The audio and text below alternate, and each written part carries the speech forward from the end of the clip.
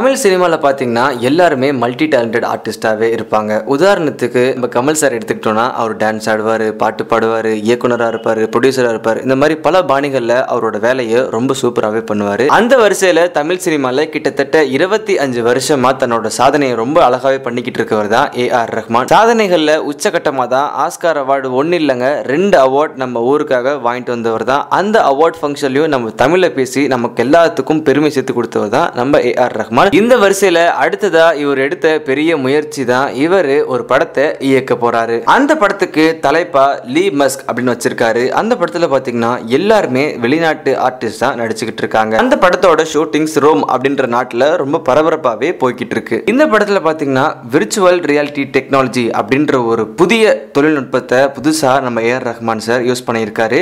ஏன்னா எப்பயுமே அவரோட பாடல்கள் எல்லாமே சூப்பரா இருக்கும். அந்த வகையில இந்த மாதிரி புது எக்யூப்மெண்ட்ஸ் யூஸ் பண்ணி அந்த பாட்டு இன்னும் ஒரு அழகு கூட்டி மெருகிக்கிறாங்க. இப்போ லீ மாஸ்க் இந்த படம் பாத்தீங்கன்னா இன்னும் ஷூட்டிங் முடியவே இல்லை. அதுக்குள்ள இவரோட அடுத்த படத்தோட பிளானையும் சொல்லியிருக்காரு. அது என்னன்னு பாத்தீங்கன்னா அடுத்ததா VR மூவி பேஸ்ட் அப்படின்ற முறையில இந்தியாவோட டான்ஸ் கலாச்சாரத்தை பிரதிபலிக்கும் விதமா ஒரு படம் இயக்க இருக்காரு. இவரோட மியூசிக் நம்ம எல்லாருக்குமே பிடிக்கும். நமக்குலாம் பிடிச்ச ஒரு விஷயமா அவரோட மியூசிக் இருக்கும். அந்த வகையில மியூசிக் மட்டும் இல்லாம அடுத்ததா இவர் படம் பண்ணார்னா இந்த படமும் நமக்கு பிடிச்ச மாதிரி இருக்குமா அப்படின்றத பொறுத்து இருந்தா பார்க்கணும். இந்த நியூஸ் உங்களுக்கு பிடிச்சிருந்தா லைக் பண்ணுங்க, கமெண்ட் பண்ணுங்க. முக்கியமா நெட்டிவ் ஃபார் யூவை சப்ஸ்கிரைப் பண்ணுங்க.